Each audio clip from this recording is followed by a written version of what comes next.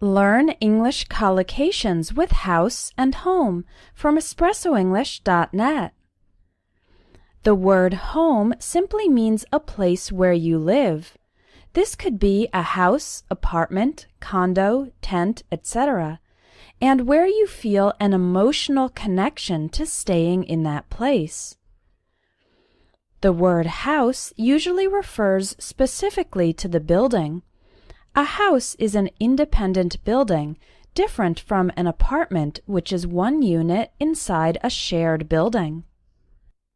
Let's look at some collocations, typical combinations of words with house and home. We'll start with adjectives used with the word home. A broken home refers to a family in which there are serious problems that separate the family, such as divorce, abuse, or a parent being in prison. The opposite is a secure, stable, or supportive home, a family in which the relationships are healthy and it is a good environment for children to grow up in. There are special types of homes for older people. A retirement home is a place where people can live after they retire, after they stop working around age 65. Retirement homes may be apartments, or they may be individual houses close together. They might often include activities and social events. People living in retirement homes are usually still active and independent. For old people who need more medical care, they can live in a nursing home. A nursing home is a place where old people live and have access to nurses, doctors, and aides who can help them with the tasks of daily life. Now let's look at some verbs that are used with the word home. We often use the verbs come, get, go, and leave with home. Note that we never say to home, go to home, come to home, etc. This is not correct. The word home does not require the word to. Here are some examples. When are you coming home? I usually get home from work at 6. We went home after the party. If you leave home early, you can catch a less crowded train. The same applies with bring somebody or something home and take somebody or something home. The preposition to is not needed. For example, if you don't eat all your food, you can take the leftovers home. I brought my kids home to change their clothes. Now let's look at combinations of home plus another word. If you bought your own house, you do not pay rent, then you are a homeowner. Homeowners might want to do some home improvement.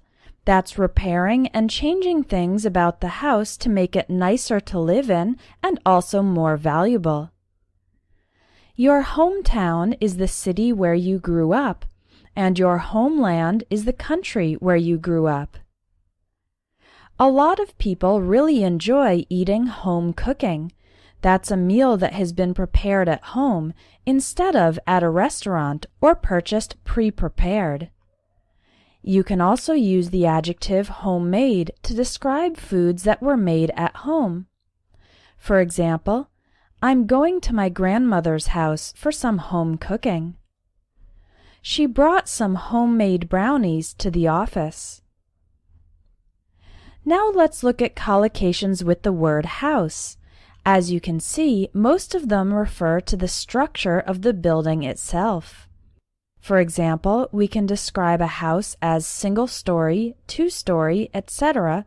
to say how many floors, levels it has. The picture shows a 3-story house. We can also say it's a 1-bedroom house, 2-bedroom house, 3-bedroom house, etc. to describe how many bedrooms it has.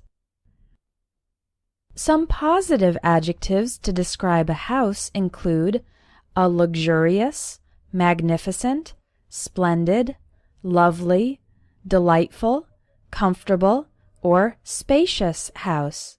Spacious means there's a lot of space. The house is big. Some negative adjectives include a dilapidated, shabby, or dingy house. These words mean that the house is in bad condition and probably rather dirty. And a cramped house. A cramped house is one that doesn't have enough space. A neutral way to say a house is regular and not especially fancy or expensive is to call it a modest house.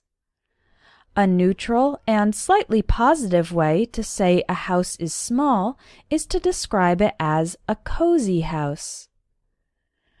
If nobody is living in a house, then it is an empty, unoccupied, or vacant house, like in the picture. Let's look at some verbs that are used with the word house. You can buy a house and sell a house. If you are paying money every month to live in a house, then you are renting the house. But if you own the house and someone else is paying you money every month to live there, then you are renting the house out. Construction companies build houses and also demolish houses. That means destroy them or knock them down when they are old and no longer safe. If a homeowner borrowed money from the bank to buy the house, but then has financial difficulty and stops paying the bank back, then the bank might repossess the house, take the house away from the owner so that it now belongs to the bank. Other ways to talk about home improvement include redecorating, refurbishing, remodeling, and renovating the house. All of these verbs refer to improving the house and making it nicer, like in the picture. When you are looking for a place to live, you are house hunting. After you move into a house, you might throw a housewarming party to celebrate the fact that you entered your new residence. A married woman who takes care of the house and kids while her husband works can be called a housewife. If the situation is reversed and the woman works but the man stays at home, then the man is a house husband.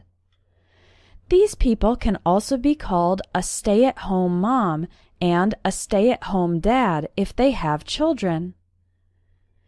You can learn collocations fast with my ebook 1000 English Collocations in 10 minutes a day.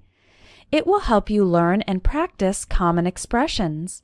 Visit espressoenglish.net to get this ebook.